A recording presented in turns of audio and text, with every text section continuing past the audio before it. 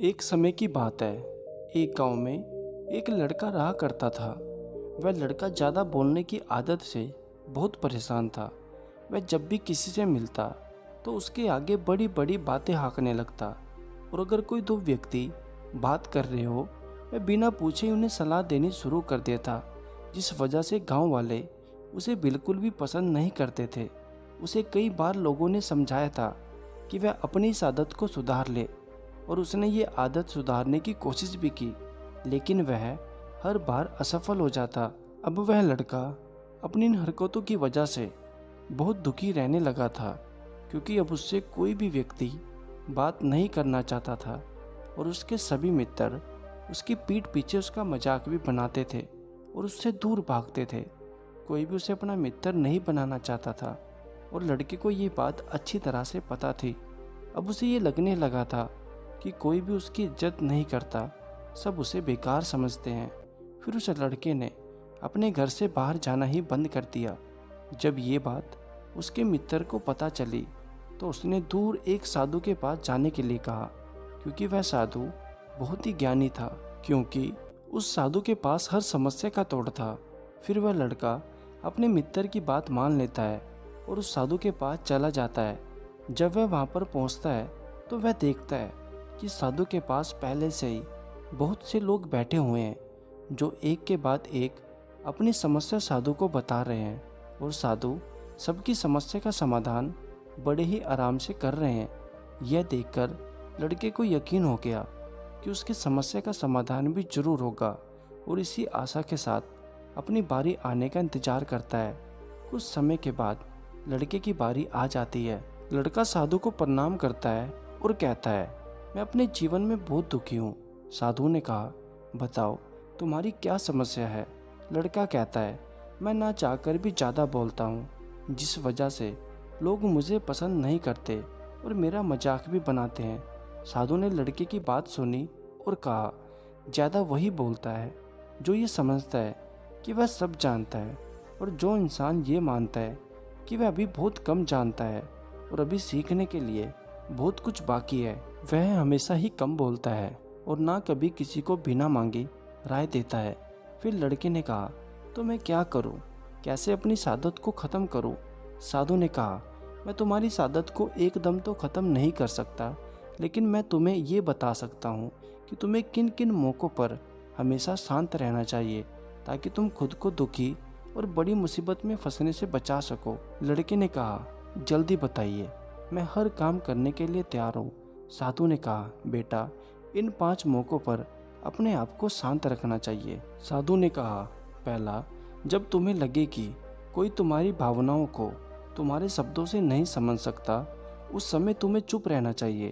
अक्सर हम अपने जीवन के दुख और परेशानियों को लोगों को बताने लगते हैं, जबकि लोगों को इस बात से बिल्कुल भी फर्क नहीं पड़ता कि हमारे जीवन में चल क्या रहा है।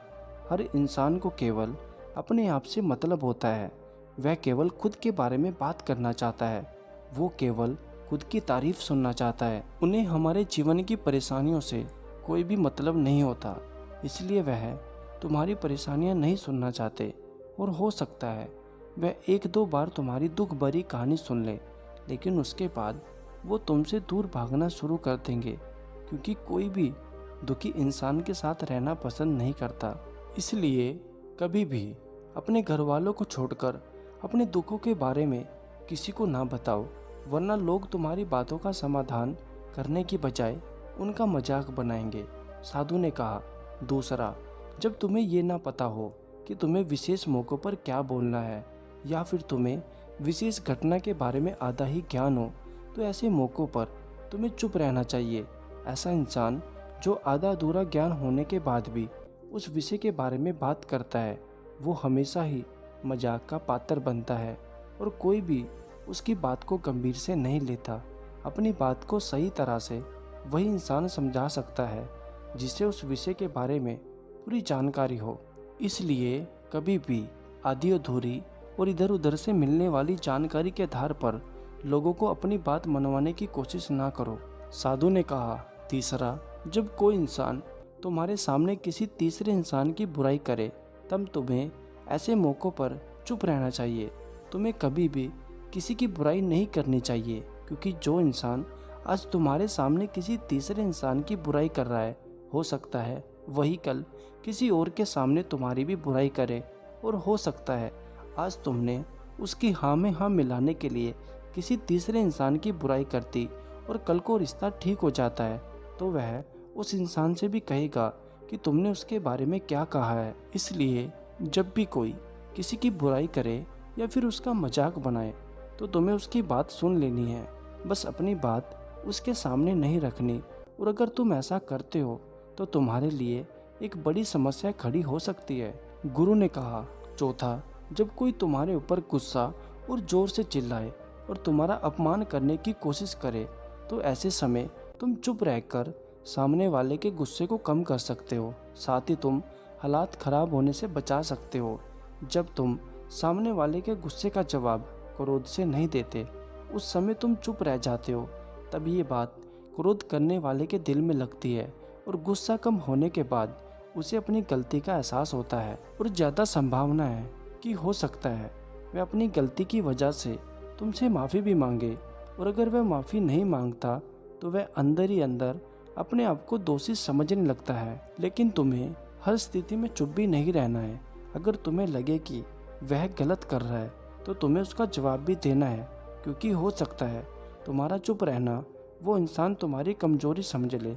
बस तुम्हें अपने परिवार वालों के आगे नहीं बोलना है। साधु ने कहा, पांचवा, जब कोई इंसान तुमसे उसके जीवन की कोई दुख भरी घटना या उसके जीवन की परेशानियां बता रहा हो तो तुम्हें ऐसे मौक़ों पर चुप रहकर उसकी बात पूरी सुननी चाहिए, क्योंकि ज़्यादातर लोग ऐसे होते हैं, किसी ने अपनी समस्या सुनाई नहीं कि उन्होंने समाधान देना शुरू कर दिया।